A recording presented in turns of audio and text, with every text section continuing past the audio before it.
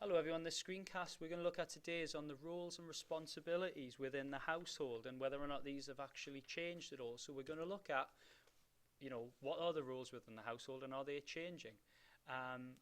Why have these roles changed, if they have changed at all? And find, obviously, as ever, sociological perspective. We're going to thread that throughout.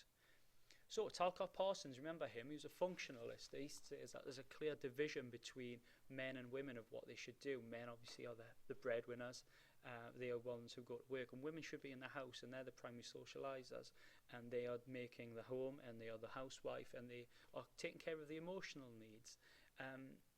These are very much based on biological, so if you're born a woman, you are going to fit into that role. If you were born a man, you're going to fit into the other role.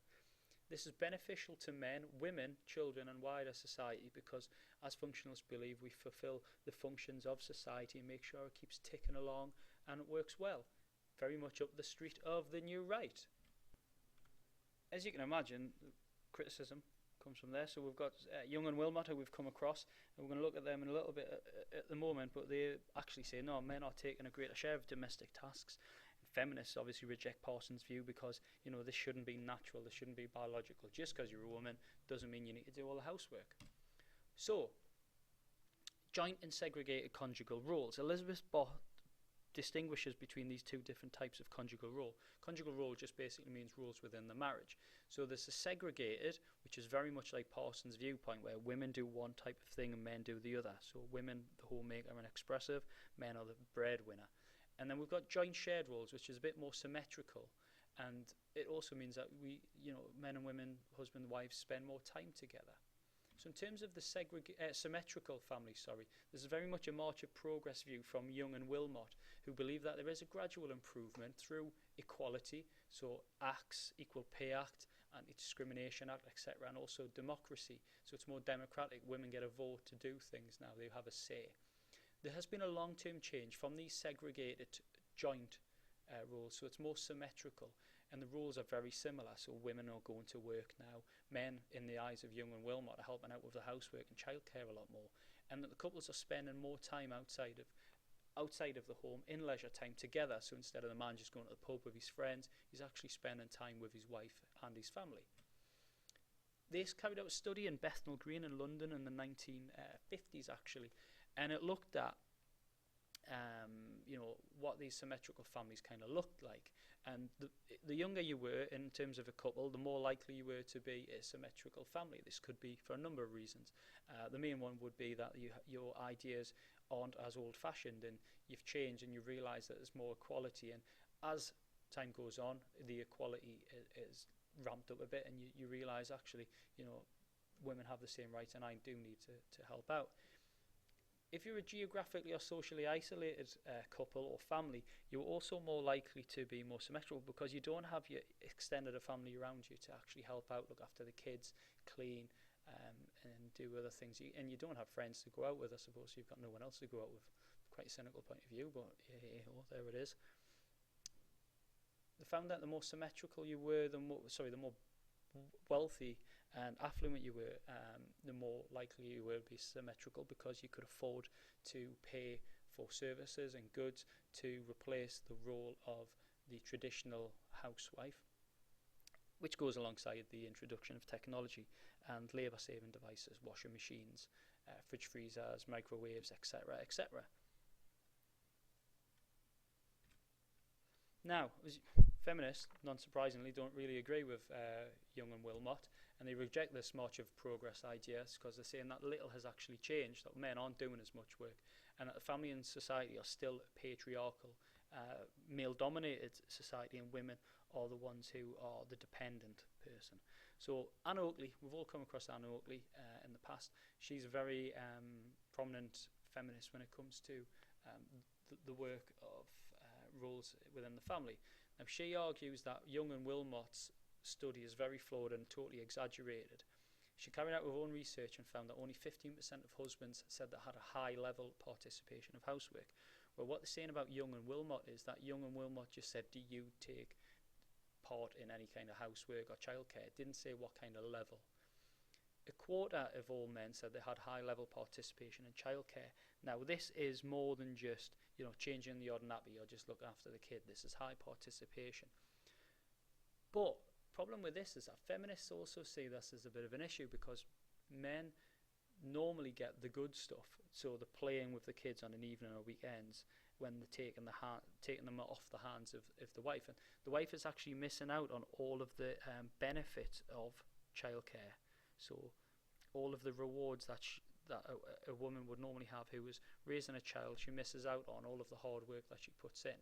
So feminists would still say that even when men are participating in childcare, it's the good stuff rather than the hard work. Okay, Mary Bolton kind of backs up this idea from Anne Oakley, and argues that as few as 20% of husbands had a major role in childcare. And again, she argues that Young and Willmott's study is very much exaggerated. So it all depends on how much the father sees as a lot. So what my interpretation of is high-level childcare might be different to someone else's interpretation. And in Manchester, Ward and Hetherington carried out a study in 1983 and basically looked at the roles of the men, and men kind of only carried out these female tasks when women weren't around to do them. So they were kind of forced into doing it. Really, if they wanted some food, they had to cook it, or they were going to starve. And that was the only time that really men carried out these tasks.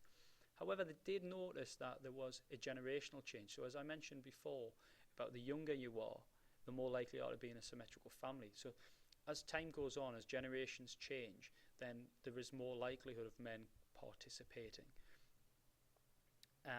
But as we will talk about a little bit later on, Anne Oakley talks about this dual burden along with other sociologists. And Anne still says, regardless of whether or not women go to work, that the primary role of a woman is to be a housewife and to be the homemaker. So what about the impact of paid work then? So women have got these rights now, they've got equal pay rights, and they're encouraged to go into work, and the social standing of women has changed, so they are now in more work. So more households have now got a second income. Now, this idea from Young and Willmott might suggest that, the increase in both partners working sees this emergence of this new man, where he's helping out 50% with all of the housework and he's pulling his weight. Or is there an idea, as the feminists would suggest, that women are just doing more now? Well, Gershony looks at a trend towards equality and is very much of the idea that there has been a gradual change. Now, Jonathan Gershony carried out some research and looked at the amount of housework that women did. Now, women who weren't working did 83% of housework. Really interesting that if they had a part-time job, that only dropped by 1%. So 82% of women, were still doing the majority of the housework. And only 10% less than those not working. Full-time employment, 73%. However, what Gershony did notice is that a lot of this was dependent on your socialisation. And if your parents lived in a very much equal partnership household, you are more likely to also be in an equal partnership household. Staying on the theme of economic factors, Hilary Silver and Juliet Shaw looked at two major economic developments that reduced the burden of work on the housewife. One of those was the commercialisation of housework. So they believed that actually the burden on the housewife was reduced because there's now goods and services out there that can actually do what the housewife used to do. So in terms of cooking and cleaning, there's fast food, there's microwaves, there's not as much emphasis, there's washing machines, etc., etc. So a lot of the roles that women used to do in the 50s and 60s, where they were cooking from scratch or they were actually doing the washing by hand, that's now been taken over by this commercialisation of housework. And because women are actually now working, it means they can afford to buy these goods and services. Yes, they might be spending money on it, but it's freeing up their time. So as a result of this, that Silver and Shaw argue that the burden's actually decreasing, and Shaw even says that there's like the death of the housewife role, and it's no longer in existence. You can well imagine what feminists think about that. As I mentioned earlier, we've got this idea of dual burden. So there's little evidence of this new man. It's actually a case of women are just doing a lot more. So women are taking on the burden of paid employment as well as doing the unpaid employment, which is, you know, looking after the house, making sure it's clean, making sure the children are looked after, etc., etc. And this is just another sign of a patriarchal society, because men are benefiting from both. The house is being looked after, the children are being raised, so they benefit from that. But they also benefit financially, because they now have more disposable income, because not all of their income has to go into the house, or they're benefiting from going on this holiday that they can now afford to take. So Ferry and Smith very much provided evidence about this in a study they did in 1996, and it showed that an increase in paid work had very little impact on the domestic labour division. So just because women were working more, it didn't necessarily mean that men were taking more responsibility for childcare or for looking after their family. Morris highlights it even further.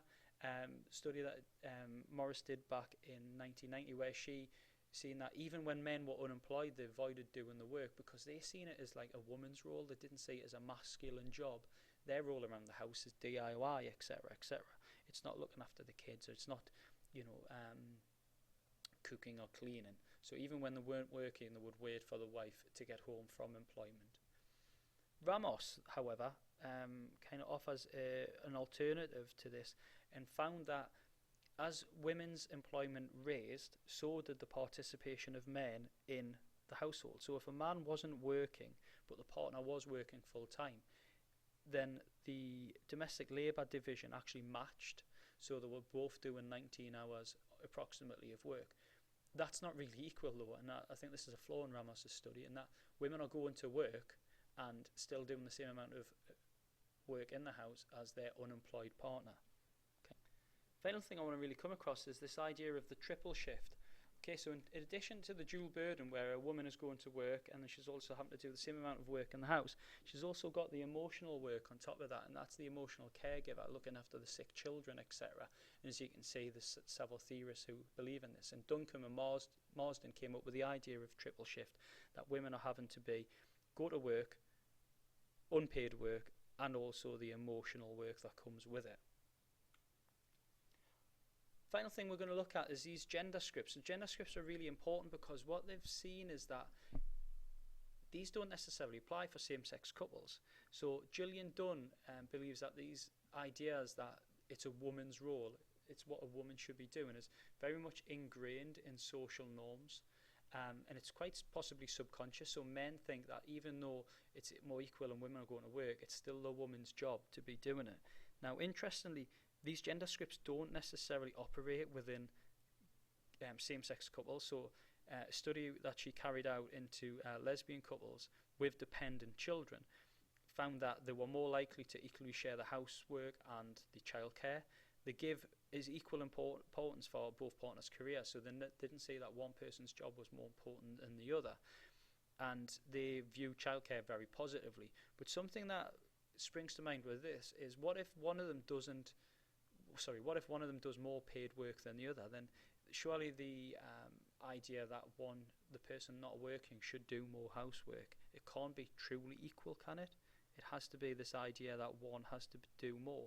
Well, what Jeffrey Weeks believes is that it's negotiable, and there's an agreement between, and you are more likely in a same-sex relationship to have this agreement and negotiation about how much work should be done than you are in a heterosexual relationship.